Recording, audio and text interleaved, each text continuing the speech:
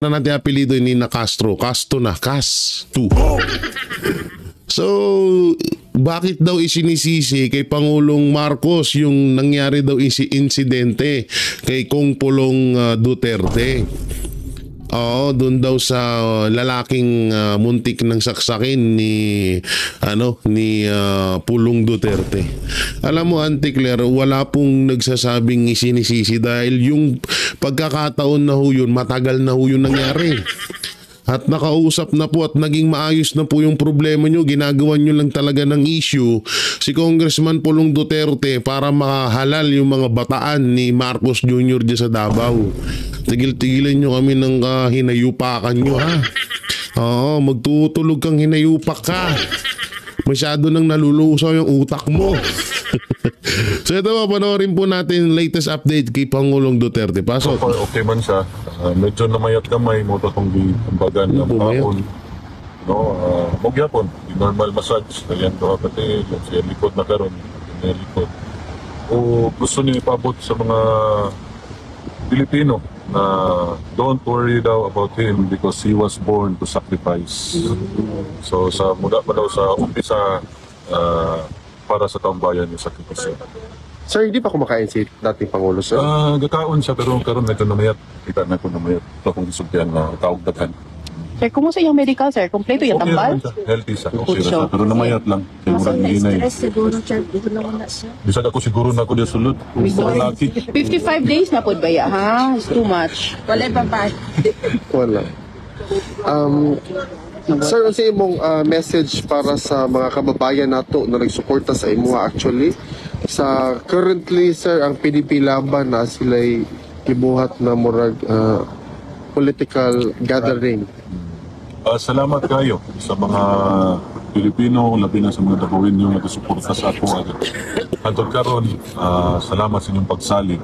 Kung yan na pa dito ipapat si Presidente, gusto niya one word lang, salamat daw. Salamat. Salamat. Mura daw. Yan yung kasulti sa inyo. Wala siya additional kung sa maabot ng election. Mura to. Choose unsa tayong sulti. Kay nagsugod daw ang Pilipinas sa struggle. So, choose a leader na fit to govern the Philippines. So yun nga, ang pagkakasabi dito ni Congressman Pulong ay medyo nangayayat si Pangulong Rodrigo Roa Duterte. Siguro dahil sa mga pagkain at sa taas ng, sabihin na natin siguro sa gamot, sa palagay ko naman about sa stress. Kasi hindi naman syempre ikaw ba naman, kahit di naman ako siguro mapasok ako dyan sa ICC, medyo talagang malulungkot ako kasi hindi katulad doon sa Davao. Sa Davao kasi napakaganda po ng klima doon dahil napakalinis po ng lugar na yun. Sobrang linis ng lugar ng Davao at kapag ikaw ay nandoon, talagang tataba at talagang lulusog ang iyong pangangatawan. Pero ito naman, good news naman po yung sinabi ni Congressman Pulong Duterte dahil nga po na itong si Pangulong Duterte ay healthy naman po at wala naman daw iniindang sakit. Yung nga lang medyo nangayayat siguro nga dahil siguro sa pagkain dyan sa Netherlands. Kung ang Gabriela at makakaliwang grupo na is paimbestigahan ng issue involving you, ano pong masasabi ninyo na sinasakyan ng CPP and PNDF ang issue, ito'y mga grupo kalaban ni dating Pangulong Rodrigo Roa Duterte? Ito bangod sa nilang issues kidnapping? Convicted mo na sila? Yes. Kung wala po ng priso na. Sa pool na naman si Inday Castro. Oy, Auntie Claire, yung tita mo, yung pinsa mo, sa pool na naman. Oo, binakbakan na sa pool sa ngala-ngala. Oo, sa pool na sa pool. Oo, convicted daw. Sabagay, totoo naman talaga Si Franz Castro po na tumatakbong senador ngayon, po yan, tawag dito, convicted po yan. Pero malaya. Yan nga po yung isa naming pinagtataka na kung si Pastor Apollo Sikibuloy na wala namang ginawang kasalanan at tumutulong pa sa mga kababayan natin pero kinulong. nagbabalita lamang po or nagsasabi lamang po ng katotohanan na kabulustugan ng gobyerno. Samantalang si Franz Castro na isang NPA ayon kay Joe Masison, at etong mga grupo niya ay talagang against to government, sila pa yung mga malaya ngayon. Partida ho, ito po ay convicted sa kasong child abuser at kidnapping. Biruin niyo po yung mga kaso na yun, pero siya po ay tumakbo pang senador. At ang masaklap pa ho nito ay nakakasama niya po ang presidente ng Pilipinas. Bali isa po siyang congresswoman ngayon sa, hindi ko saan ba distrito yung hayop na yun. Hindi ko alam kung saan distrito, wala kasi akong balay-balita niya sa inayupak na yun. So yun nga, magsasampa ata ng putangin ng itong mga to. Talagang ito, tingnan nyo, may isip nyo maigi. Bakit nilabas ang video na yon na matagal na? So ibig sabihin, may plano nga talaga ang administrasyong Marcos o ang mga anti-Duterte na gamitin yung video na yon para masira si Congressman Pulong Duterte doon sa lugar ng Davao. Kaso hindi naman tanga-tanga yung mga taga Davao. Hindi naman kasing hindi naman katulad nyo ng mga Tolongges. Oo, matatalino ang mga taga Davao. Mas pipiliin nila ng 1,000,000 or 1,000,000,000,000 na beses ang mga Duterte kaysa sa mga Nograles. Tandaan nyo yan. Hindi nila ipagpapalit niya. Kaya kung matatalo ang mga Duterte sa lungsod ng Davao, isa na ho yung pinaka madayang eleksyon na mangyayari sa kasaysayan ng Pilipinas. Ako na nagsasabi ho sa inyo. Tangina, anong kinalaman mo doon? Tangina, ikaw nga convicted ka, kidnapping, child abuser, tapos doon sa kaso ni Pulong ikaw magkakaso. Kung totoo man to ang kapal ng mukha mong hayop ka. Nahayop ka tuloy. Tuloy natin. Kira magmama dahil mga bahay, makabayan. Niagi tatanan sa Congress. Nagtuhumugwa ko kabalog pila yung ginadawat. Ayaw ko ninyo agita, kinakilistahan. Righteous na kayo mga naiwaam.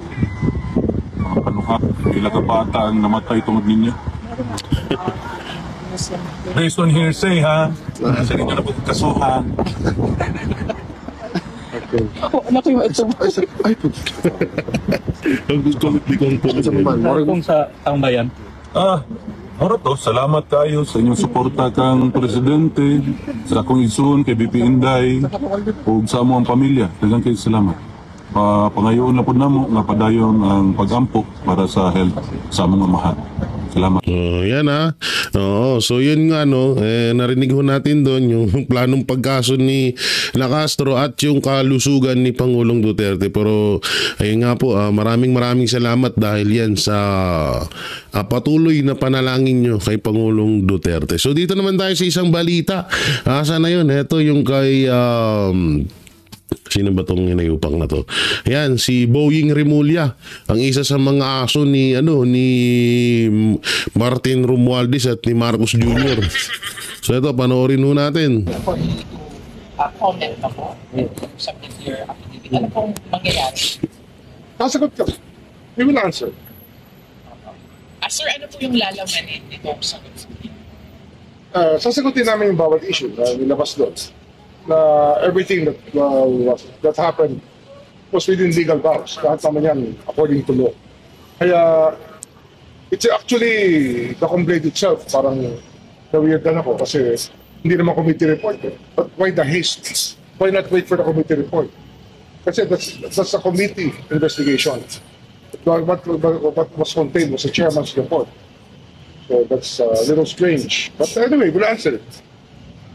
Do you think this will be enough for Senator Ay once na you submit your expectation?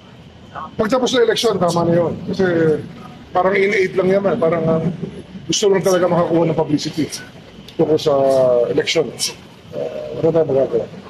Sir, yung kay Pulong po, meron din daw pong complaint na pinanod po sa parang yeah, I was told about it. there's also a CCTV, but Pulong is saying na baka daw faithful with Now we will look into it.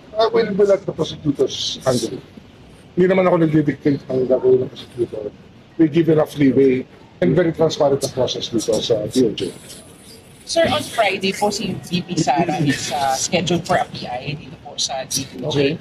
Meron po bang special preparations? Meron po bang yung kampo niya? Well, she will have the PSG with her here. Open naman sila, pwede naman sila pumunta rito to the premises. And it's going to be the call of the Prosecutor General.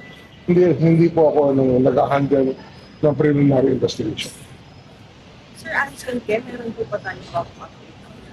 Anson Ke, I will be meeting with some of the police officers this afternoon. Nakakausapin. Tatanong ko na rin. Possible pa ba sir na maibalik yung ransom money? Kasi may ilang competition na Yan ang sinasabi ko sa police. Dapat hanapin nila yung ransom money at ibalik sa pamilya. That's very basic sa kidnapping cases. Okay? Sir, meron kayong gusto bang idagdag? May nakakalimutan ba kami? Hindi naman, ano lang yan. Hindi lang clear talaga yung procedure ng ombudsman. Anyway, we'll still answer it. Pero hindi malinaw ang procedure kasi dati, pero fact-finding yan, may rules na publish yan. Yung ngayon, parang hindi na dumaan sa fact-finding. Basta dire-diretso kagad sa amin. So, we'll see. I will not insinuate anything. I'm just saying, yung rules na tinitignan namin, parang hindi na sunod. Yun na nga no. So nag-counter nagsumite or counter affidavit sa ombudsman versus reklamo ni Senator Amy Marcos. Alam niyo, hanggang ngayon ginagawa tayong mga tanga nito mga to. Nag-file si Amy Marcos ng patungkol sa pagkidnap kay PRRD. Bakit hindi si Marcos Jr.? Bakit si Remulla? No? Yun yung tanong natin kay Amy Marcos eh. Bakit etong mga to? Dapat kasama dito si Marcos Jr. Pero hindi ko lang alam kasi pero siguro naman kahit presidente ka ng bansang Pilipinas, kung may ginawa kang katulad dito na labag sa batas dapat makasuhan kahit presidente siya. No, siguro naman may gano'n naman, pwede naman siguro sa batas yun. Di alam nyo, etong mga to, sila Remulla, Torre, Marbil, Pajardo, yung magkapatid na Remulla, si Marcos Jr. Alam nyo, alam ko, nararamdaman ko rin kayo na nanggigigil kayo sa mga to. Naramdam namin yun, hindi ko itinatago yun sa inyo at nakikita ko yun sa mga mata nyo. Lalo sa mga napapanood ko sa social media, sa comment section, sa lahat ng hinanaing kasi kami po ay nagsusurvey po kami araw-araw. May mga vloggers po kami na nagsusurvey sa loobin ng mga Pilipino, mga kababayan natin, no? Alam ko nanggigigil kayo at gusto nyo nang makamit at ang hustisya at makulong itong mga to. Pero paalala lang po, sila ang may hawak ng kapangyarihan ngayon. Pero maganda na rin yan na mag-file ng kaso laban sa kanila dahil alam niyo yun, yung mga ganong pamamaraanan ay talagang sisingilin natin sila pagdating ng hindi na sila nakaupo dyan sa ating gobyerno. At yung pagkakataon na yun, na yun po yung panahon na presidente na ang isa sa mga Duterte, kung si Basti Duterte man, kung si Kitty Duterte man, or kung si Vice President Sara Duterte man, muli ang maging presidente ng bansang Pilipinas. No, so doon natin sila sisingilin at lahat ng sakit, lahat ng inis na ginawa nitong mga to, ng mga hinayupak na to, yung mga 5 idiot na yan at yung 2 demonyong buhaya, sisingilin natin ngayon. Kaya chillax lang. Easy lang kayo, nanay. Ikaw, nanay, medyo mataas na yung blood sugar mo. Easy ka lang dyan. Ikaw, tatay, yung pustiso mo, baka malaglag na naman. Joke lang. Sisingilin natin lahat yung mga yan. Samantalang, dito muna tayo nga sa sinabi or panayam ni Attorney Sal Panelo mapatungkol kay Martin Romualdez. Issue ng palitan ng liderato liderato sa Kamara. Naku po, ano ba to? Panoorin natin to. Pag ang speaker ay sumusunod sa dikta ng presidente, ang ganun din yan. Nagpalit ka lang ng tao, pero yung patakaran, yung pagpapatupad ang gusto ng presidente ng bansa, ganun pa rin. Ang speaker, hindi magiging speaker kung hindi yan tao ng presidente. Hindi, walang lalabas na speaker ka kung hindi yan kasama, aliado at susunod sa mga kagustuhan ng presidente. Sa panahon lamang ni Presidente Duterte, ang hindi nakialam ang presidente ng bansa, binago niya, sinira niya yung kalakaran na yan. Hindi siya nakialam. Samantala, attorney, may mga lumalabas na umano'y dokumento na pagpapalit ng liderato sa House of Representatives kamakailan lang, attorney. Pero itinanggi ng Office of the Executive Secretary ang pagiging totoo ng isang internal document tungkol sa umano'y pagpapalit ng liderato sa Kamara. Ano po masasabi niyo dito, attorney?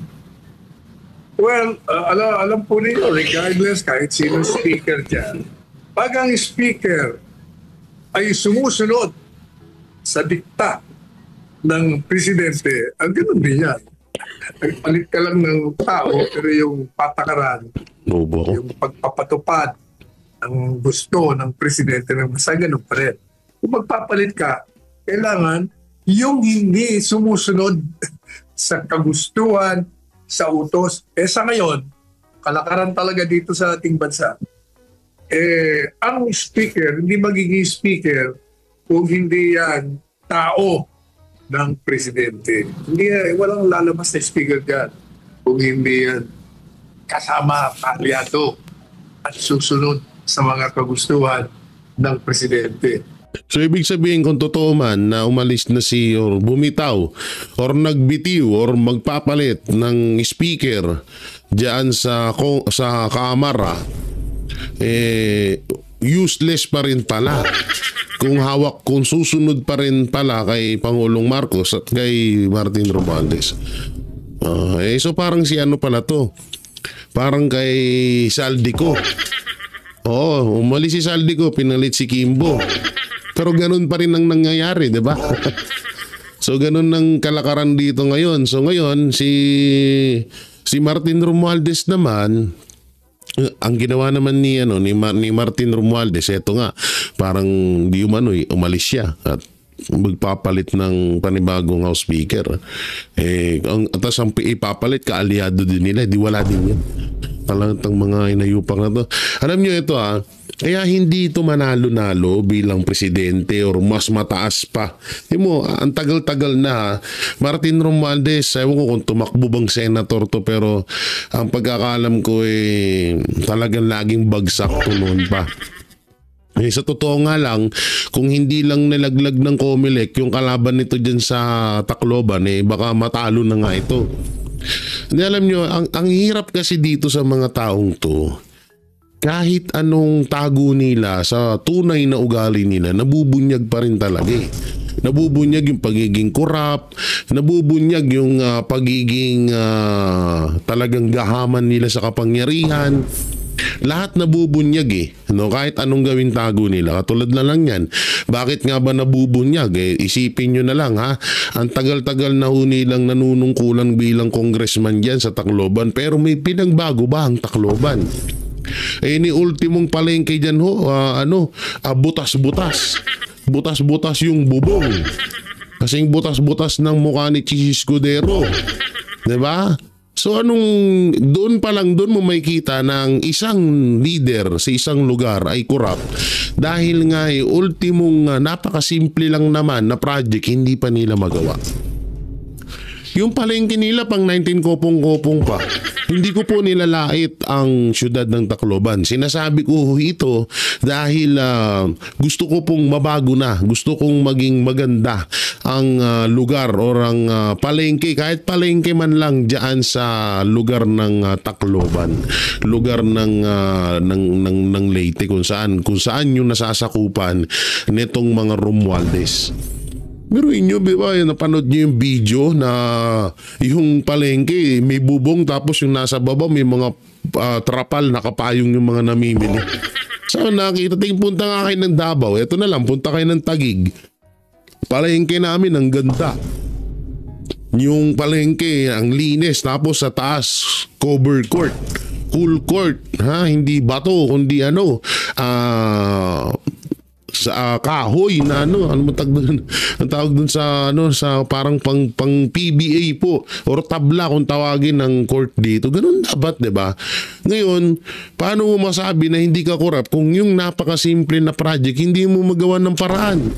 Kaya hindi kayo manalo-nalo. Yun yung pinagkaiba nila sa Duterte. Katulad yan, yung mga Duterte, bakit minahal ng taong bayan na kahit sa lungsod ng Davao lang talaga sila nakilala? Dahil ang ganda ng pamamalakad ho nila doon. Ang ganda ng sistema doon sa Davao. Kung ganun, si Martin Romualdez, baka talagang may chance siya na manalo rin bilang presidente ng Pilipinas. Sa panahon lamang ni Presidente Duterte, ang hindi nakialam ang presidente ng bansa, binago niya, sinira niya yung kalakaran na yan. Hindi siya nakialam. Nung siya ay hiningan ng pag-ayos dun sa mga naglalaban, natatanda mo yung Franco, 3 ang gustong kumandidatong speaker. Yes. Si Cayetano, sino pa yung isa? Si Velasco at si Romualdez. Magkakampiyan, ha? Pero hindi sila magkaisa. So ginawa nila, pumunta sila kay Presidente. Hindi si Presidente nakialam, ha? Nakiusap sila, sir. Pwede po ba ayusin nyo kami? Hindi kami nagkakasundo rito.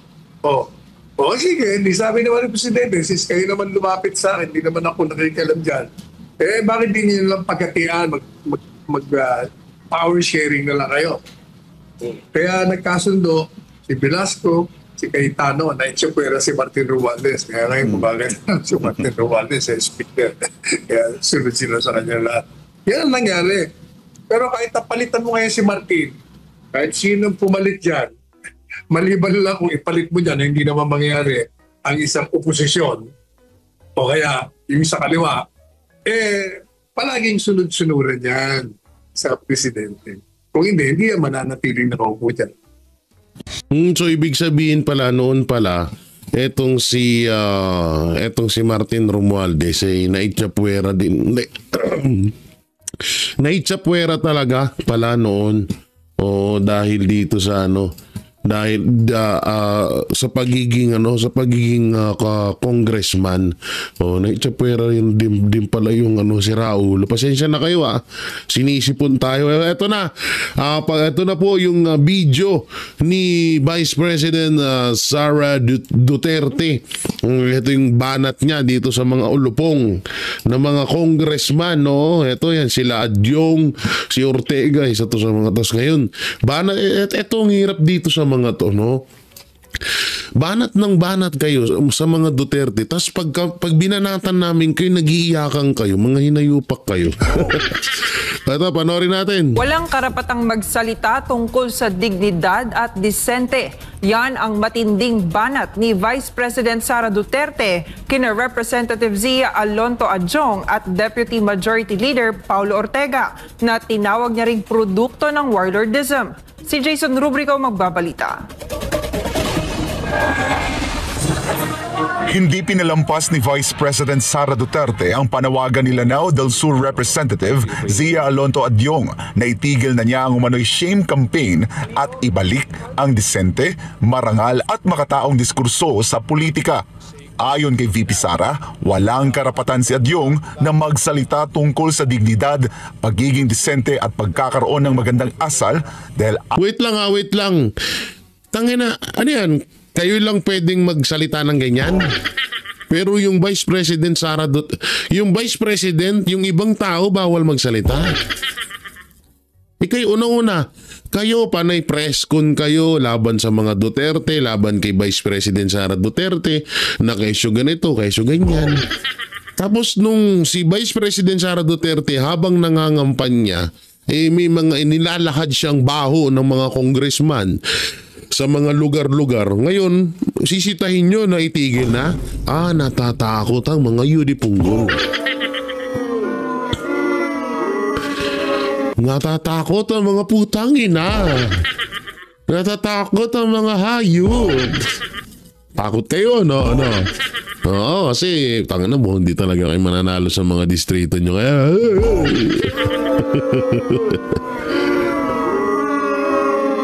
May takot din pala tong mga hinayupak na to. Akala ko katatapang kayo. Lupit nyo Oo, natatakot na pala. Hindi, ito, ramdam ko natatakot na tong mga to kasi medyo humihi. Talagang simula nung binanatan nila, itong mga congressman, hindi na ito makakabalik kung hindi lang magkakaroon talaga ng dayaan. Kung talagang susundin ang boto ng taong bayan sa kanya-kanyang distrito, hindi makakabalik tong mga hinayupak na to. Lintik ang galit sa kanila ng buong Pilipinas ngayon, tandaan nila yan. Kaya kahit ako sa distrito, ikakampanya ko to na huwag niyong iboto yan. Oo, mga kababayan, ako po, pag ganito ang congressman nyo na panay banat lamang sa mga Duterte tapos wala naman nagagawa sa bahay nyo, ba tigil-tigilan nyo yan? Oo, parang kumuha ng bato tapos ipinukpok nyo sa ulo nyo. Ang hirap po ng ganyan, no? Ang hirap dito sa mga to, napakaiyakin. Tangina kung nung kayo yung banat ng banat, okay lang sa inyo. Tapos nung kayo na yung binalikan, nagagalit kayo? Aban ako. Natatanggal tuloy yung bitonis sa damit ko. Ganda-ganda ng damit ko ngayon, disinti. Oo, hindi, eto gawin nyo. Kung ayaw nyong balikan kayo ni Vice President, tsaka eto, totoo yun. Totoo yung sinabi ni Vice President Sara Duterte na anong pakialam mo? Anong pakialam nyo kung ano man yung gawin niya? Anong ibalik yung dating yung mapayapang ulul? Kayo nagsimula niyan, no? So, hindi nyo masisisi yung tao kung binabalikan kayo. Kayo ang umuna na bumanat sa mga Duterte. Kayo yung unang nangyurak sa pangalan ng mga Duterte. Kayo yung unang bumalahura sa mga Duterte. Tapos ngayon na binabalikan kayo, nag-iiyakan kayo. Pakyo!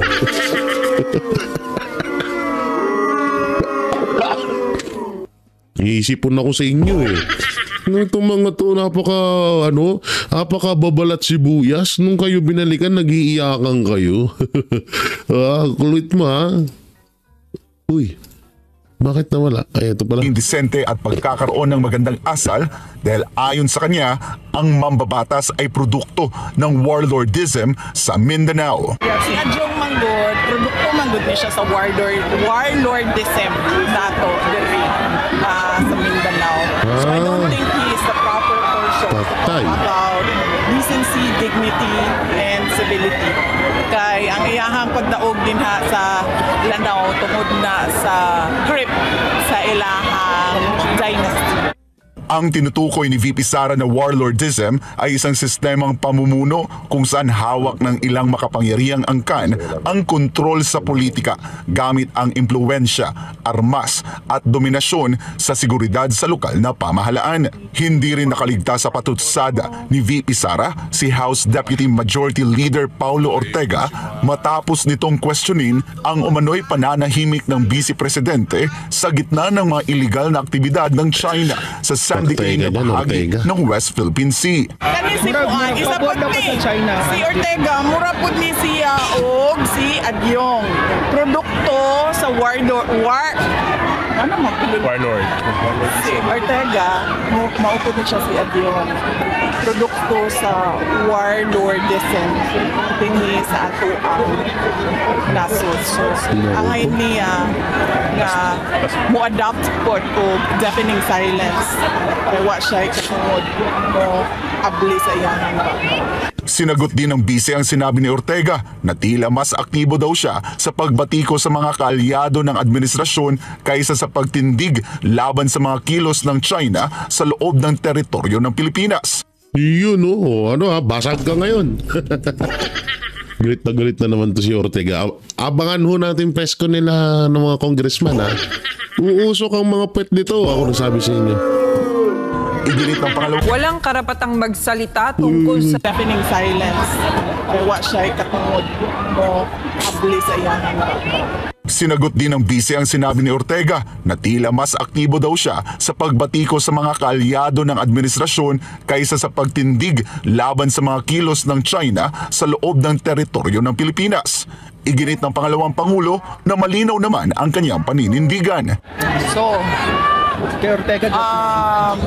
hindi pa obvious nga na ako diri sa Pilipinas nagapangampanya para sa mga kandidato para sa ato ang nasod.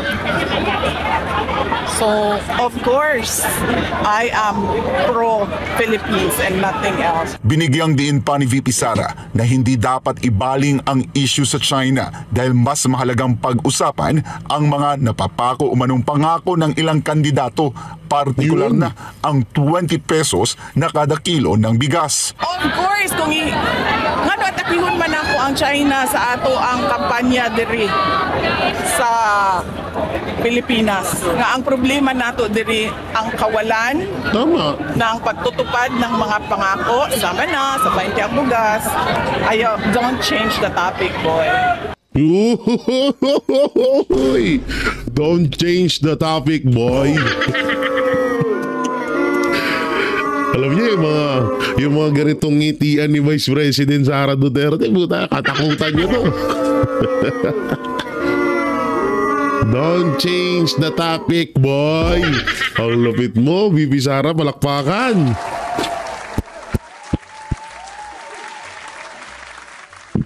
Wala, kinalaban niyo yung mga Duterte.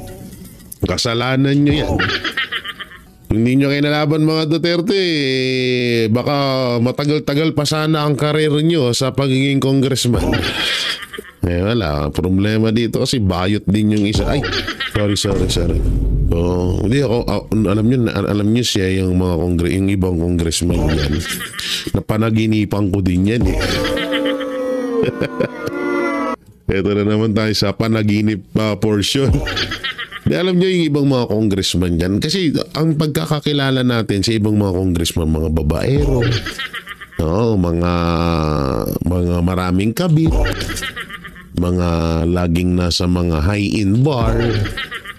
So yun yung mga alam natin sa mga ibang congressman. Pero di nyo ba alam, sa panaginip ko, dumadami na daw ang mga bayot dyan na congressman. Dumadami na po ang mga bayot na congressman sa Pilipinas. At yung iba may mga parang may mga video pa na talagang chumuchupo langkot baby ko mo. Sa mga hotel. Naku po, nakakatakot yan. Sana wag mag-viral, nakakadiri. Hindi totoo yung sinasabi ni Vice President Sara Duterte. Wag nyong ilihis or don't change the topic. Kasi ang tunay na problema sa Pilipinas, hindi naman China. Hindi rin problema ng Pilipinas ang mga Duterte. Ang problema ng Pilipinas at ang dapat asikasuhin ng Administrasyong Marcos, yung mga pangako niya na hindi niya napapatupad. O sige, sabihin na natin, namigay ng 20 kilos ng bigas. Ang pangako na yan, panghabang buhay dapat yan. Pang matagalan yan, hindi pang isang araw. At yung iba pang mga pangako ni yung build project, asan na? Anak ng teteng, laki-laki na ng utang ng Pilipinas tapos wala man lang mga proyekto na nagawa sa Pinas. Ano kaya yun? Kaya nga yung sinasabi, problema ba ng Pilipinas ang China? Hindi. Bakit pag nakuha ba natin ang West Philippines? Ito sorry ito na lang, real talk. Pag nakuha natin West Philippines Sea, anong mangyayaring sagana sa Pilipinas? Hindi ko sinasabing hindi atin yun. So sa atin pa rin yun. Ang akin lang, kung pagtutuunan natin ng pansin ang issue sa West Philippines Sea, ang issue sa mga Duterte, ano kayong magiging magandang impact sa bansang Pilipinas? Wala, di ba? Ngayon, nasa ICC na si Pangulong Duterte, bumaba ba ang kilo ng bigas? Bumaba ba ang bilihin? Yumaman ba ang Pilipinas? Naging first world country ba ang Pilipinas? Hindi. Lalong nagulo ang Pilipinas dahil mahal ng taong bayan ang mga Duterte. Mahal ng buong Pilipino, buong Pilipinas si Pangulong Duterte, kaya nagugulo ang Pilipinas ngayon sa kadahilanan sa na inumpisahan yan ni Marcos Jr. Kaya nga totoo yung sinasabi niya, ako pabor ako doon sa sinabi ni Vice President Sara Duterte